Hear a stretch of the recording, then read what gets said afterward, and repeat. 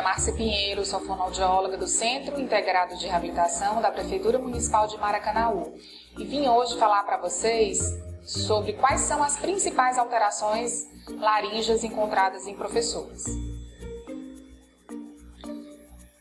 Uma das principais alterações laríngeas é o nódulo, né? E geralmente ele começa com um micronódulo e vai evoluindo para nódulos de tamanhos maiores, né? Na primeira figura aparecem nódulos bilaterais, né? Onde as setinhas estão apontando, na hora que a prega vocal está aberta, e na hora que a prega vocal se fecha, o que acontece? Os nódulos se encontram e vocês observam na segunda figura que a prega vocal não consegue se encontrar em toda a sua extensão. Ficam espaços antes e após os nódulos, né?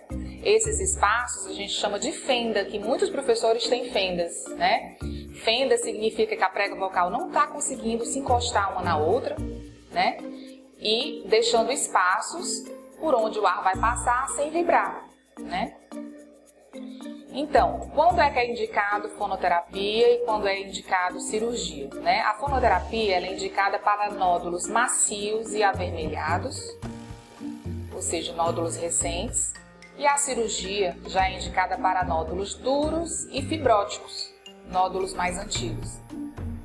E o que acontece no nódulo? Como eu já falei, a presença de fendas do tipo triangular médio posterior ou então fenda no formato de ampulheta, aquele relógio de areia, né, que mede o tempo. Os pólipos também são alterações bastante encontradas nas laringoscopias de professores, né? Aqui na primeira figura a gente mostra esse pólipo,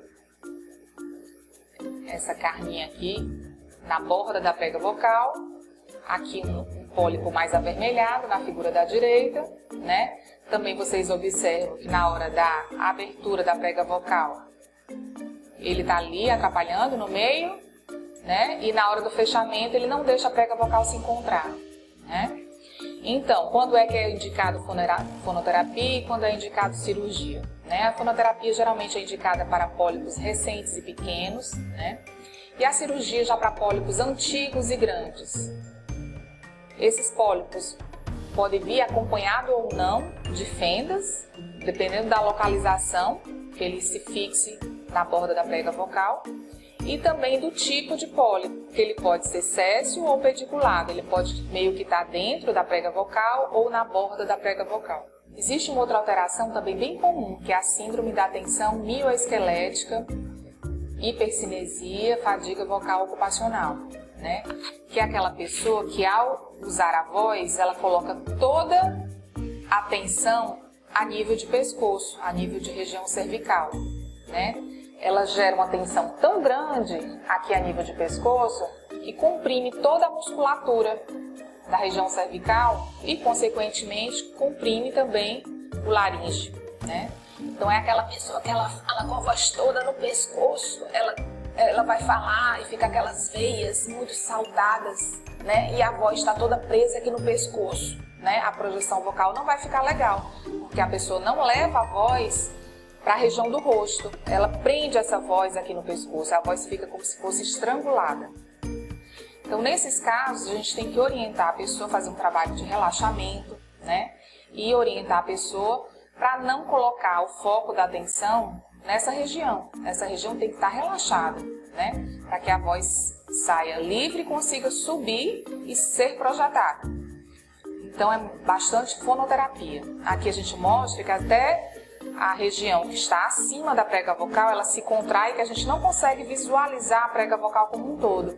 Na primeira figura dá para visualizar um pedacinho da prega vocal, já na segunda ocorre uma oclusão da região supralaríngea, ou seja, acima da laringe, acima supraglótica, acima da prega vocal, que você não consegue nem visualizar a prega vocal.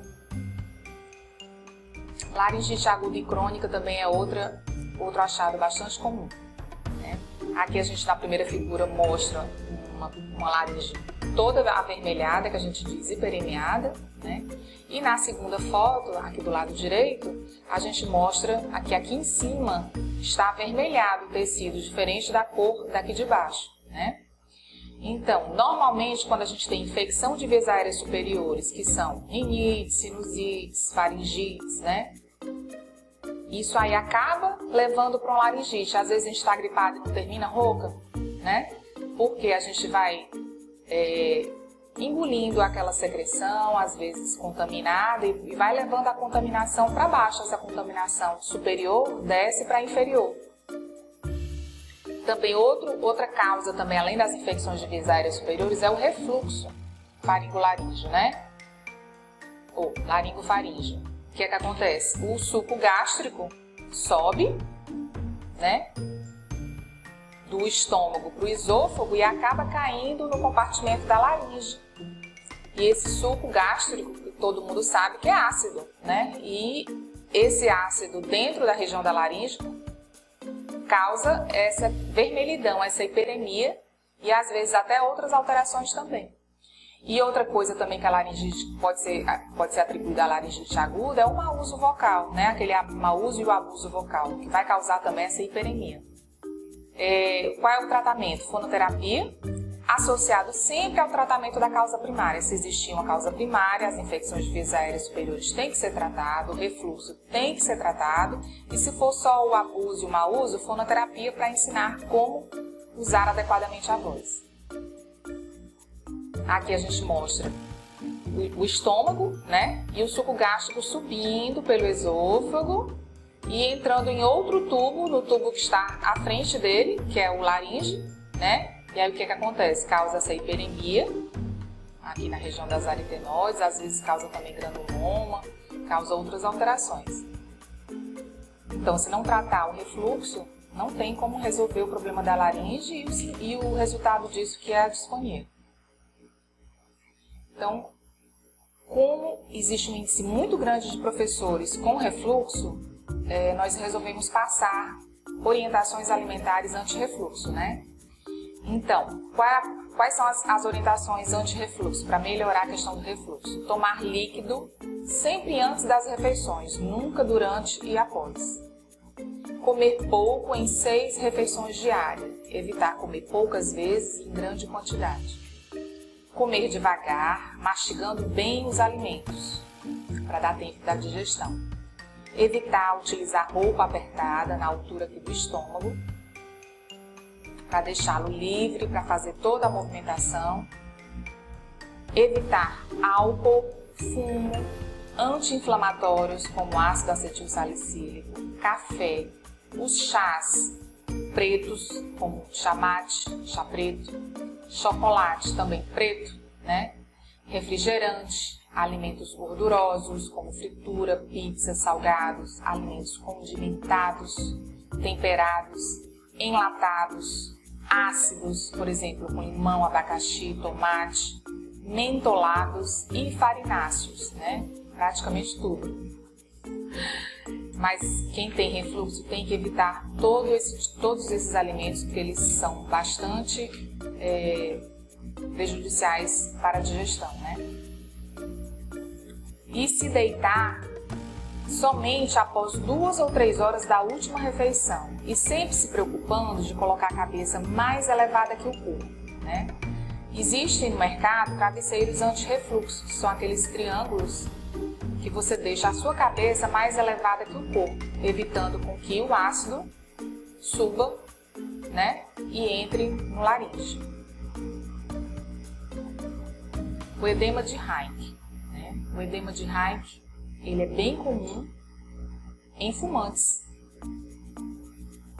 e normalmente ele agrava a voz. Nos homens a gente não percebe muito, mas na mulher, assim que a pessoa que fuma e tem edema de Reinke fala perto de um fonoaudiólogo ou de um otorrino, a gente sabe logo que é um edema de Reinke, porque é muito característica a voz, né? Então, quando o edema é pequeno, viu que forma tipo bolsas na prega vocal, como se fosse aqueles calos de água quando a gente usa um sapato apertado. Então, formam-se edemas na prega vocal, ela perde aquele formato dela, longilíneo, e ela forma tipo bolsas.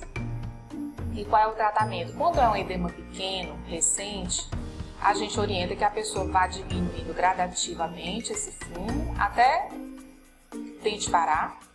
e faça a fonoterapia, né? E quando é um edema maior, né, essa figura do lado direito mostra um edema maior, você também tem que parar de fumar, que essa parada pode ser brusca ou pode ser gradativa, depende da pessoa. Mas aí tem que fazer uma cirurgia e também fonoterapia. O câncer de laringe também é bastante decorrente do cigarro, do álcool, né? Aqui mostra lesões, né, esbranquiçadas. Do lado direito, lesões mais avermelhadas. Dependendo da localização e da extensão, da profundidade desse câncer, às vezes é retirado a corda vocal, às vezes é retirado todo o laringe, né?